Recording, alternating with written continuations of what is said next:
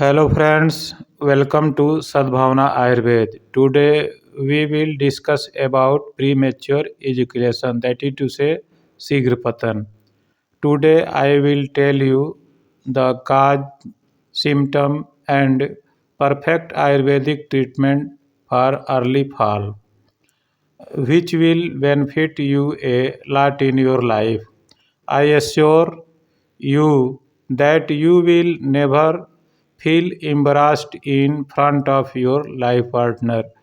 Please try to watch the video from beginning to end. So let us start the discussion about premature ejaculation without any delay. First of all, we will know what is the premature ejaculation. दोस्तों अब हम लोग ये समझेंगे कि actual शीघ्र पतन किससे कहते हैं या इसको डिफाइन कैसे करेंगे। तो पुरुषों की एक ऐसी समस्या या ऐसी स्थिति जिसमें किसी पुरुष का यौन संबंध के समय सीमेन का समय से पहले निकल जाना शीघ्र स्खलन कहलाता है या उसे शीघ्र पतन कहा जाता है, जिसमें युगल को आर्गेज्म की प्राप्ति नहीं होती अर्थात चरमो उत्कर्ष की प्राप्ति नहीं होती है और यह पुरुषों के आत्मसम्मान को प्रभावित करता है। मेल में निराशाजनक स्थिति पैदा हो जाती है और साथी की संतुष्टि न हो पाने के चलते खुशनुमा जीवन और खुशनुमा माहौल बिगड़ जाता है। अब दोस्तों ये देखेंगे कि एक्चुअल प्रीमेच्योर इजैकुलेशन के लिए कारण क्या है। तो कारण में ये देखा जाता है कि एक तो इसका बायोलॉजिकल रीजन है और दूसरा इसका जो कॉज है वो साइकोलॉजिकल है। तो प्रीमेच्योर इजैकुलेशन का जो कारण है वो एक तो स्ट्रेस होता है, डिप्रेशन होता है और हार्मोनल इम्बैलेंस के चलते भी होता है।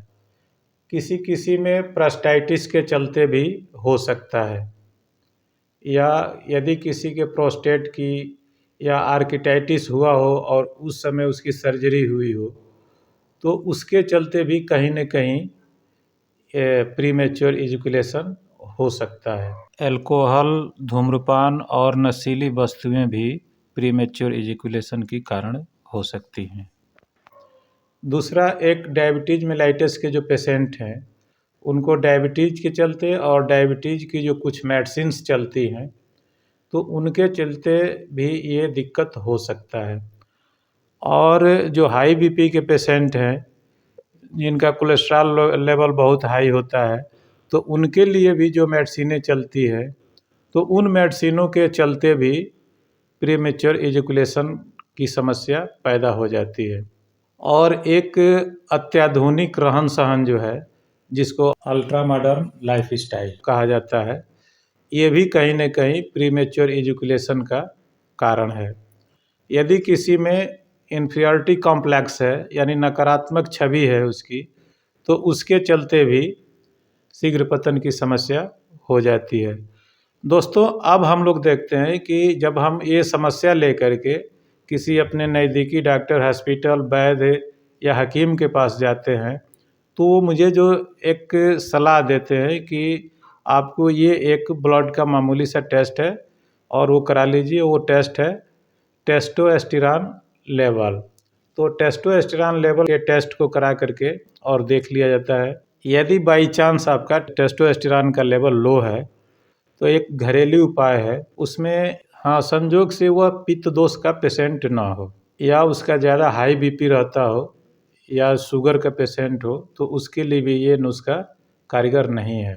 लेकिन आम जो सामान्य आदमी है उसके लिए, जिसमें कोई विशेष दोष नहीं है और जो खाता पीता है वह आराम से उसे हजम हो जाता है, तो उसके लिए ये नुस्खा है कि वह खाना खाने के बाद रात में सोने से आधा घंटा पहले 1 चम्मच शहद और अदरक का रस तकरीबन समझ लीजिए कि 2 से 3 ml दोनों को आपस में मिला कर यानी 5 ml शहद और 2 से 3 ml अदरक का रस और उसको चाट करके और कुछ देर के बाद से वह गाय का गुनगुना दूध पी सकता है। यदि नहीं गाय का दूध मिलता है फिर भी कोई बात नहीं है। तो उसका जो प्रीमेच्योर इजैकुलेशन की समस्या है वह इस घरेलू नुस्खे से सॉल्व हो जाती है। दोस्तों, एक और नुस्खा है, वो मैं आप लोगों को बता रहा हूँ और बहुत ही लाजवाब नुस्खा है। और जिसने इस नुस्खे को बनाया, खाया, इसका उपयोग किया, वो समस्या से पार कर गया। वो मैं आपको बता दे रहा हूँ।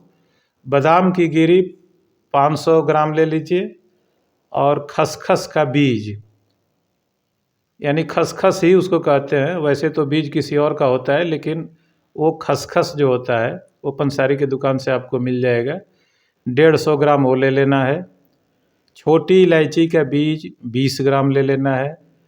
और एक धागे वाली मिश्री आती है, उस मिश्री को 150 ग्राम आप ले लीजिए। सबका महीन कपड़ छान चूर्ण बना दीजिए। और इस चूर्ण को क्या करना है कि सुबह में ब्रश करने के बाद से गाय के गुनगुने दूध से 1 चम्मच ले लेना है।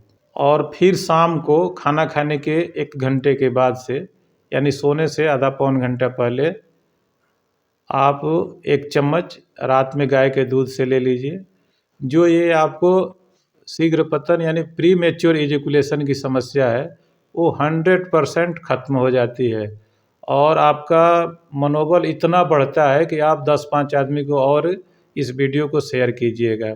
जितने आपके संग में आदमी होगा, जो भी मेल पार्टनर होगा, और उससे यदि ये समस्या होगी तो अपने दोस्त से बिना बताए आप रहिएगा नहीं। दोस्तों, एक दूसरी और है, या तो इसको आप बना लें, या एक और आपको मैं आयुर्वेदिक नुस्खा दे रहा हूँ। जैसे अश्वगंधा 50 ग्राम, सतावर 50 ग्राम, गोखरू 50 ग्राम, अकरकरा 25 ग्राम, कौच बीज 50 ग्राम, बंग भस्म 10 ग्राम, प्रवाल पिष्टी 10 ग्राम और शुद्ध शिलाजित 25 ग्राम ले लेना है। इसका कपड़ छान चूर्ण बना लेना है।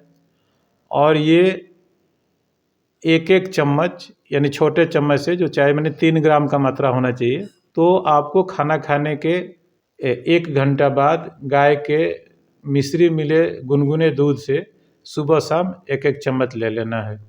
ये भी एक बहुत ही परफेक्ट नुस्खा है। और उम्मीद है कि ये जो दोनों नुस्खे हैं, दोनों में से कोई एक ही आपको उपयोग में लाना है।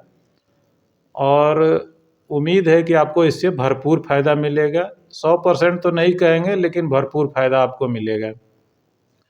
यदि बाई चांस मान लीजिए कि इतनी सारी चीज़ें आप बना नहीं सकते हैं, तो आपके लिए एक रेडीमेड मैं नुस्खा बता दे रहा हूँ।